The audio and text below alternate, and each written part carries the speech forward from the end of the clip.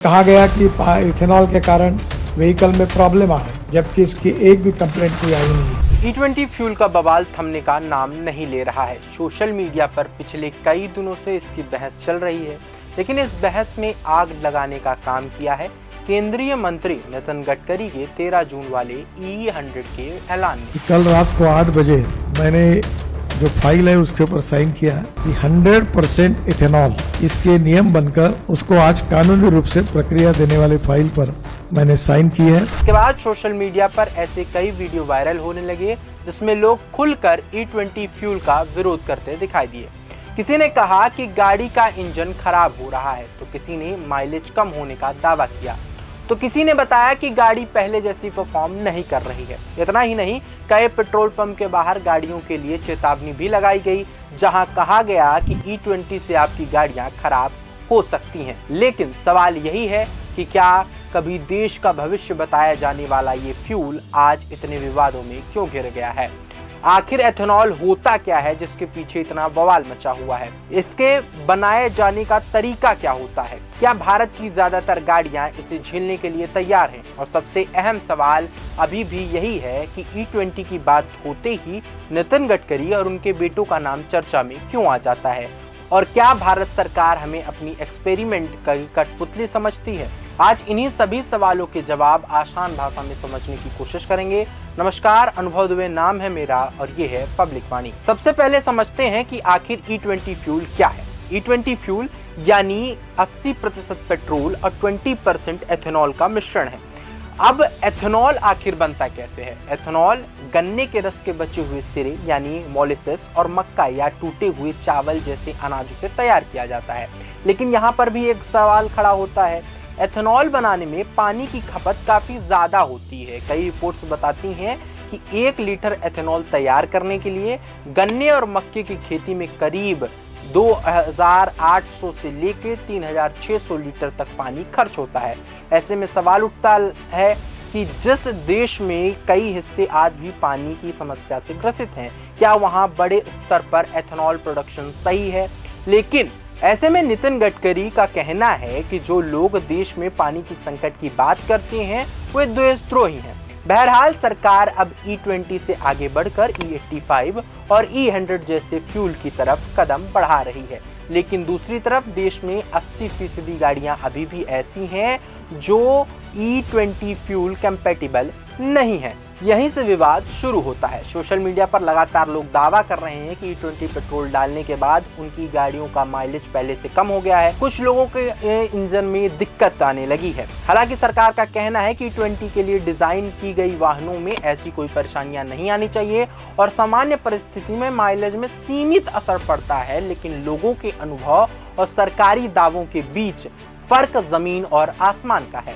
आखिर लोग क्यों कह रहे हैं कि उनकी गाड़ियां खराब हो रही हैं? दरअसल एथेनॉल की एक खासियत होती है, ये नमी को अपनी तरफ खींचता है। अगर गाड़ी का फ्यूल सिस्टम या इंजन इसके हिसाब से तैयार नहीं है तो लंबे समय में जंग लगने, रबड़ पाइप या सील पर असर पड़ने पर और फ्यूल सिस्टम में दिक्कत आने जैसी समस्याएं हो सकती हैं।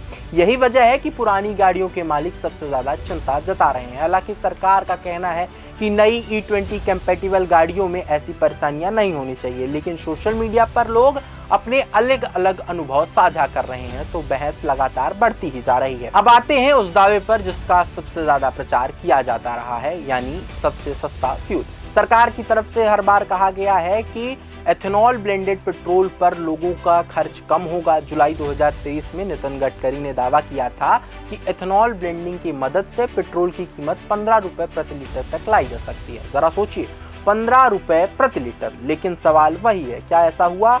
इसका जवाब शायद आप सभी को पता है। 1 अप्रैल 2026 में भारत सरकार ने इस E20 फ्यूल को पूरे देश में रोल आउट कर दिया, यानी अब पूरे देश में यह पेट्रोल मिलने लगा है। अब इसके बाद पेट्रोल के दाम कम तो नहीं हुए, उल्टा 1 अप्रैल और 15 जून के बीच पेट्रोल की कीमतों में 7 रुपए 35 पैसे की बढ़ोतरी हुई। यानी जिस फ्यूल को सस्ता बताया जा रहा था उसकी कीमत कम तो नहीं हुई, ऊपर से माइलेज को लेकर शिकायतें भी लगातार बढ़ती गईं। कई उपभोक्ता का कहना है कि उनकी गाड़ियों का माइलेज 10 से 15% तक गिर गया है। हालांकि केंद्रीय पेट्रोलियम मिनिस्टर अगस्त 2025 में इस मुद्दे पर सफाई देते हुए कहते हैं E20 फ्यूल की वजह से 4 पहिया गाड़ियों में 1 से 2% और 2 पहिया वाहनों में 3 से 4% तक माइलेज ड्रॉप हो सकता है। लेकिन दूसरी तरफ यूजर्स इन आंकड़ों को मानने के लिए तैयार नहीं है। उनका कहना है कि जितना नुकसान हो रहा है वो सरकारी दावों से कहीं ज्यादा है। यानी अगर अब तस्वीर देखें तो सवाल कई हैं। एक तरफ एथेनॉल ब्लेंडिंग के बावजूद पेट्रोल सस्ता नहीं हुआ, उल्टा कीमतें बढ़ गईं। दूसरी तरफ इंजन खराब होने जैसे और माइलेज कम होने जैसे दावे सामने आने लगे। ऐसे में आम आदमी यही पूछता है कि अगर खर्च भी कम नहीं हुआ और गाड़ियों को लेकर चिंता भी बढ़ गई तो फिर इसे किफायती कैसे कहा जाए। अब बात करते हैं उस वादे की जिसकी सबसे ज्यादा चर्चा हुई है। सरकार लगातार इस मॉडल को भविष्य का मॉडल बताते हुए पेश करती आई है, लेकिन हाल ही में सार्थक गोस्वामी ने अपनी ग्राउंड रिपोर्ट में दिखाया कि बायरनहाट मेघालय में चल रही एक एथेनॉल फैक्ट्री कितना प्रदूषण कर रही है, जो सरकार के खोखले दावों की पोल खोलता नजर आ रहा है। यानी अब बहस सिर्फ माइलेज और इंजन तक सीमित नहीं रही, सवाल अब पर्यावरण पर भी उठने लग गए हैं। अब बात करते हैं उस विवाद की जिसने इस मुद्दे को और ज्यादा राजनीतिक बना दिया है। आखिर E20 और एथेनॉल की चर्चा होते ही नितिन गडकरी और उनके बेटों का नाम बार बार क्यों सामने आने लग जाता है। साल 1985 में नागपुर में एक कंपनी बनती है जिसका नाम था ऑमरेंट agro complex private limited. Company के MD थे उदय शंकर कामदेव, वहीं रविंद्र विद्याधर और डॉक्टर SG पराते प्रमोट नॉन एग्जीक्यूटिव डायरेक्टर थे। इसके बाद साल 2009 की सालाना रिपोर्ट में एक नया नाम जुड़ता है, नितिन जयराम गडकरी। नितिन गडकरी साल 2011 तक इस कंपनी के डायरेक्टर रहे, लेकिन बीजेपी के राष्ट्रीय अध्यक्ष बनने से पहले उन्होंने इस पद से इस्तीफा दे दिया। फिर आता है 2015। इसी साल ऑमरेंट एग्रो का नाम बदलकर सियान एग्रो इंडस्ट्रीज कर दिया गया। अब कहानी में अगला मोड़ तब आता है जब 1 जनवरी 2017 को नितिन गडकरी ने सियान एग्रो के बतौर मैनेजिंग डायरेक्टर ज्वाइन किया। नितिन गडकरी के नितिन गडकरी बड़े बेटे हैं। वैसे शुरुआत में ये कंपनी एथेनॉल नहीं बनाती थी। शुरुआत में के दौर में इसका काम था फूड प्रोसेसिंग से जुड़े काम को देखना। बाद में इसने अमृत धारा नाम की एक दवा कंपनी के लिए सोयाबीन का तेल प्रोसेस करना शुरू किया। उस समय तक कंपनी 3 बड़े फूड प्रोसेसिंग यूनिट्स पर काम कर रही थी।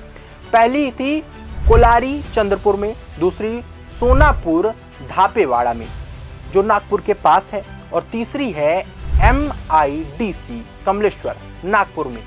धापेवाड़ा वही जगह है जहां नितिन गडकरी की पुश्तैनी जमीनें भी हैं। अब आते हैं साल 2018 पर। यहीं से कंपनी ने एथेनॉल सेक्टर की तरफ कदम बढ़ाना शुरू किया, लेकिन इस दौरान एक और कंपनी भी इस सेक्टर में एंट्री कर रही थी। 6 सितंबर 2012 को मुंबई के ROC में मानस एग्रो नाम की एक कंपनी रजिस्टर हुई। शुरुआत में मनीष मेहता और विष्णु चामड़े इसके डायरेक्टर थे। इसके बाद 15 जून 2016 को सारंग नितिन गडकरी को इस कंपनी का होल टाइम डायरेक्टर बना दिया गया। सारंग मंत्री नितिन गडकरी के छोटे बेटे हैं। मानस एग्रो का मुख्य काम एथेनॉल सेक्टर से ही जुड़ा हुआ था। अब कहानी का सबसे अहम हिस्सा आता है। 10 सितंबर 2024 को मानस एग्रो को सियान एग्रो ने टेक ओवर कर लिया। इसके बाद मानस एग्रो सियान एग्रो की सब्सिडरी कंपनी की तरह काम करने लगी। कॉमर्स की भाषा में कहें तो इसे रिटेल्ड पार्टी ट्रांजैक्शन कहा जाता है। यहीं से सियान एग्रो को एथेनॉल सेक्टर में अपनी पकड़ मजबूत करने का मौका मिला। चेन्नई के रामचरण ग्रुप और सियान एग्रो के बीच एक MOU साइन होता है। इस MOU में ये कहा जाता है कि सियान एग्रो और चेन्नई की रामचरण कंपनी CO2 से एथेनॉल बनाने के ऊपर काम करेगी। यहीं से वो सवाल पैदा हो जाता है जो विपक्ष लगातार उठाता रहा है कि क्या भारत सरकार का एथेनॉल पुश सीधा फायदा नितिन गडकरी के बेटों से जुड़ी कंपनियों को मिल रहा है।